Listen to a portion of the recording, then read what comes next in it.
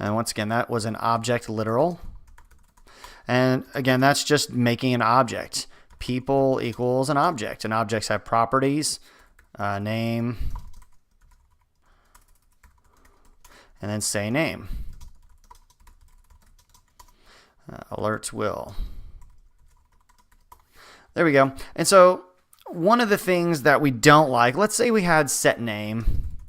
And whenever the name got set, we wanted to render the method. So we had some rule that whenever this dot name equals a new name, whenever this dot name equals a name, we always want it to render at the same time.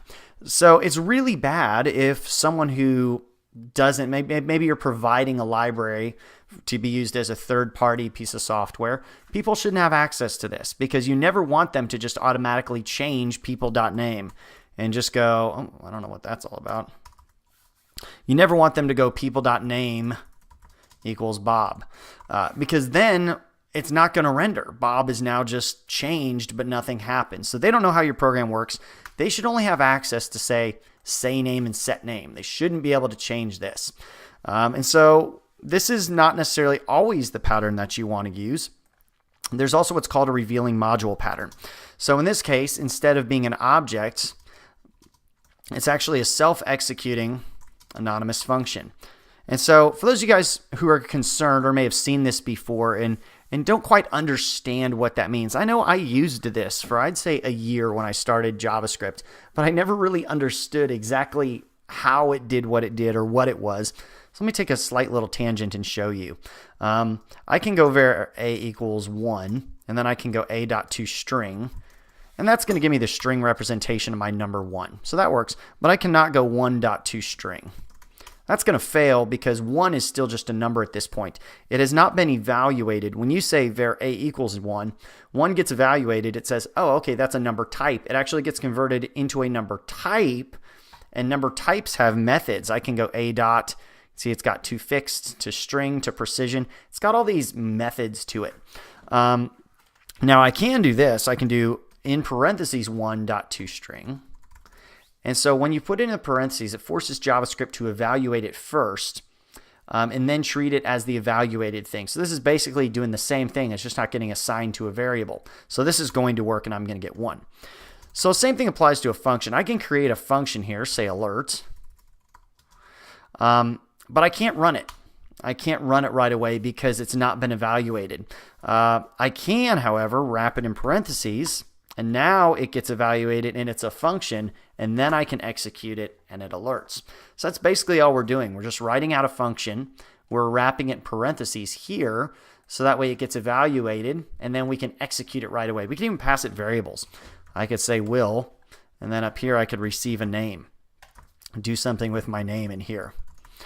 So that's kind of cool. We can actually pass this brand new function some variables. So that's what that is if you're a little newer to that and you're not exactly sure what's going on. And another cool thing happens is we create our own scope. So I could go var name in here equals will, and nobody outside of my function can access that. I can't alert name. This will fail because it's within the scope of this function. It's not a global variable. I could even have, if I did var name equals Bob up here, then alerting name would alert Bob, even if I've already run this, because var name inside of this function is will, var name out here globally is Bob. So what that gives us the ability to do is create what are called private variables, variables that only exist in our scope here. Any function inside of here can access it. So if I have a function that says say name, let's go function say name equal, what am I doing? And that'll alert name. Well, that's going to have access to will, so that'll alert will. And right now, if I run this, this function is not returning anything, so people won't have a value. But what I can do is I can return an object. And that could have a value of say name.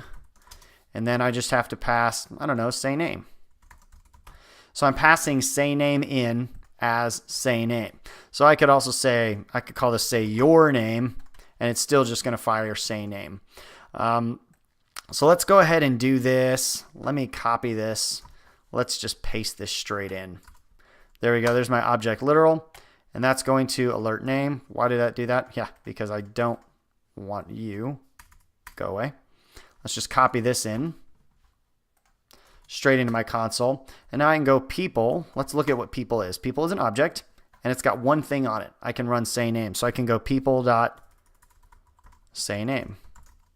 And that's going to alert Will. I cannot go people dot name equals Will. Change that to Bob. It's going to say, well, it's going to set it. It's going to set it. So now name equals Bob, but that's not the same as a variable. That just added Bob onto this object, which doesn't do anything. So name is still private. Name is still accessible. If I run people.sayName again, it still says Will. Awesome. So Will is really untouchable. The only thing that can touch it is the function that I allow to be exposed. So this is the revealing module pattern. So let's kind of show you this people adder in a revealing module pattern. I went ahead and coded it out for you. Var people equals this function.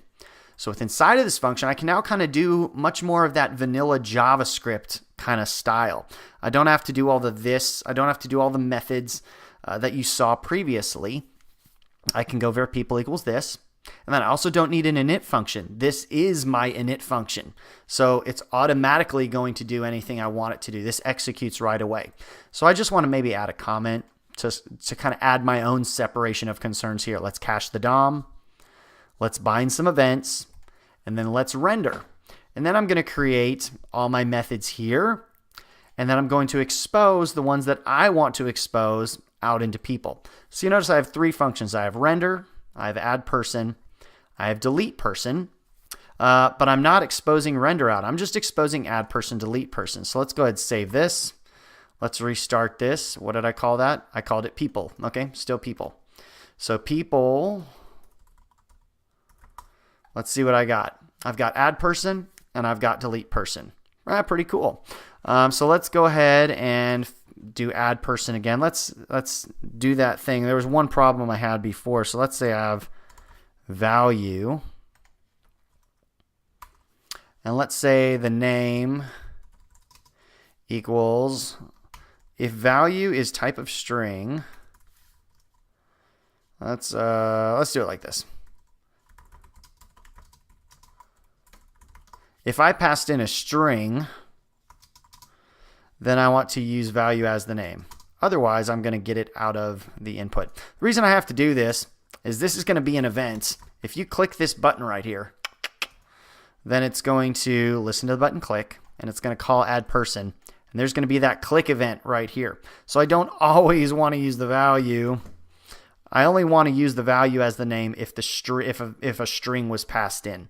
Because if it's a JavaScript event, then that's going to be an object. If it came from up here, if I'm firing add person from up here, this will be an object. So I don't always want to use that. I only want to use that if it's a string. So if I passed in a string, then we'll use that as the name. We'll use value. Otherwise, we'll actually get the value out of the input.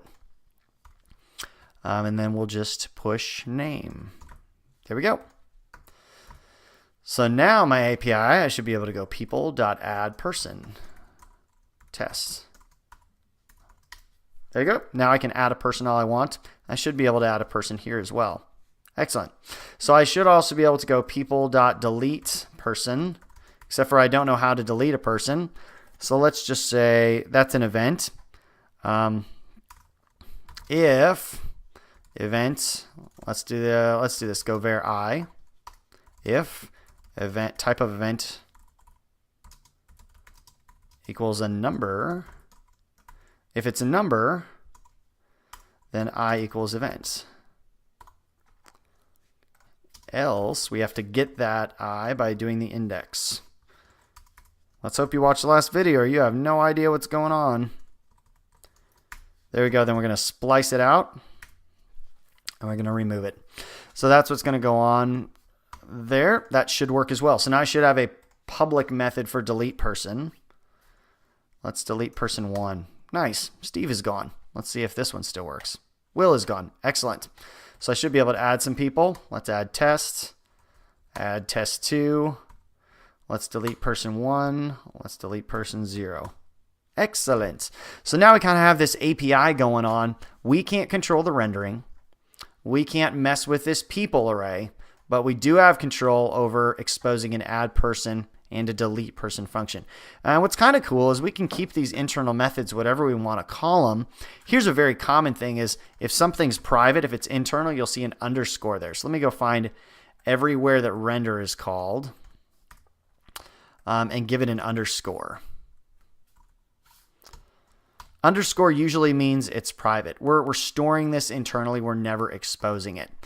So that's kind of an indicator that this is not ever going anywhere. We use it, and then these are the ones that actually get used out. That'll still work. Make sure I didn't blow anything up. Yep, we're good. So I'll just put the code up there in CodePen and let you look at this, and that's a revealing module pattern. And so then if we have some other module, that other module can consume it